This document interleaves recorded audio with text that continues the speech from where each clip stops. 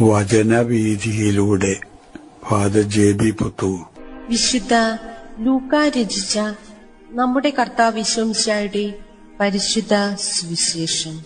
അധ്യായം 20 മുതൽ 26 വരെയുള്ള വാക്യങ്ങൾ.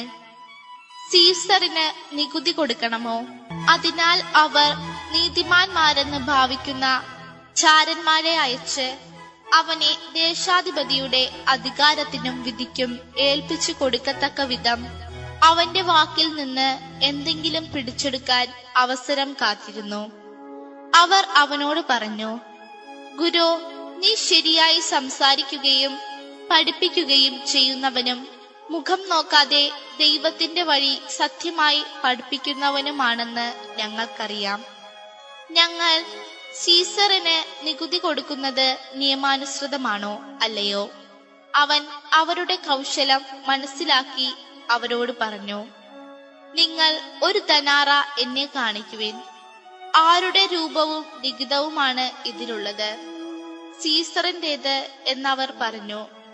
അവൻ അവരോട് പറഞ്ഞു, എങ്കിൽ സീസറിനുള്ളത് സീസറിനും ദൈവത്തിനുള്ളത് ദൈവത്തിനും കൊടുക്കുവിൻ. ജനങ്ങളുടെ സാന്നിധ്യത്തിൽ വെച്ച് അവനെ വാക്കിൽ കുടുക്കാൻ അവർക്ക് സാധിച്ചില്ല. അവന്റെ മറുപടിയിൽ ആശ്ചര്യപ്പെട്ട് അവർ മൗനം അവലംബിച്ചു. യേശുവിന്റെ നയചാതുര്യം. യേശു ദേവാലയ ശുദ്ധീകരണം നടത്തിയതും തുടർന്നുള്ള യേശുവിന്റെ പ്രബോധനങ്ങളും ഫരീസയ പ്രമുഖരെ വളരെയേറെ ശോഭാകുലരാക്കി എന്നുള്ളതാണ് യാഥാർത്ഥ്യം. അവർ ഏതു വിധേനയും ജനങ്ങളുടെ പൊതുവികാരത്തിനെതിരായി യേശുവിനെ അവതരിപ്പിക്കുന്നതിന് വേണ്ടിയുള്ള കരുനീക്കങ്ങളായി പിന്നീട് അവർ അതിനുവേണ്ടി ഗൂഢാലോചനയിൽ ഏർപ്പെട്ടുകൊണ്ടിരിക്കുകയാണ്. ഒരു ദിവസം അവർ പ്രത്യേകം തിരഞ്ഞെടുത്ത് പരിശീലിപ്പിച്ച ഒരു സംഘം ഫരീസയരെ യേശുവിന്റെ അടുത്തേക്ക് പറഞ്ഞുവിടുന്നു. ഈ ഫരീസയ സമൂഹം യേശുവിനെ കണ്ട് വളരെ ഭവ്യത നടിച്ചുകൊണ്ടാണ് യേശുവിനോട് സംഭാഷണം ആരംഭിക്കുന്നത്.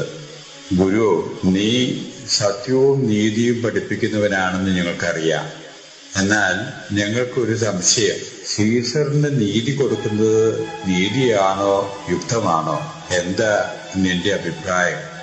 സീസറിന് നികുതി കൊടുക്കേണ്ടതില്ല എന്ന് യേശു പറയുകയാണെങ്കിൽ രാജ്യദ്രോഹ കുറ്റം യേശുവിൽ ചുമത്താൻ അത് സഹായകമാകും. സീസറിന് നികുതി കൊടുക്കണം, അത് ന്യായമാണ്, യുക്തമാണ് എന്ന് യേശു പറയുകയാണെങ്കിൽ ഒരു യഹൂദനായിട്ടുള്ള യേശുവിന്റെ മേൽ മതദ്രോഹ കുറ്റം ചുമത്താനും അവർക്കാകും.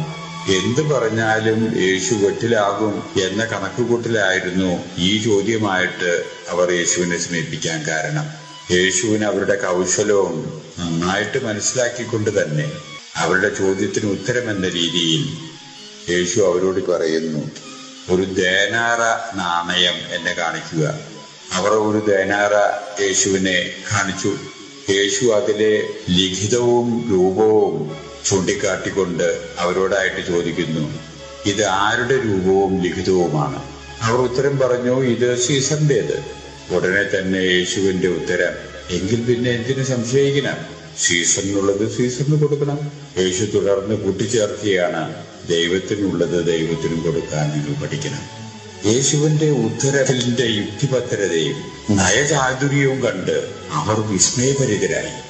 പിന്നീട് ഒന്നും യേശുവിനോട് ചോദിക്കാൻ അവർക്ക് ധൈര്യമുണ്ടായില്ല എന്ന് പോലും സുവിശേഷത്തിൽ നമ്മൾ വായിക്കുന്നു. ഇവിടെയും അവർ പരാജയരായിട്ടാണ് പോയത്. തുടർന്നും ജനഹിതത്തിന് തീർത്തും എതിരായിട്ട് നിൽക്കുന്ന ഒരു വ്യക്തിയാണ് യേശു എന്ന് കാണിക്കുന്നതിനുള്ള ഗൂഢാലോചനയിൽ ഏർപ്പെട്ടുകൊണ്ടിരിക്കുകയായിരുന്നു അവർ എന്നാണ് തുടർന്നുള്ള സംഭവ വികാസങ്ങളിൽ നിന്ന് നാം മനസ്സിലാക്കുന്നത്.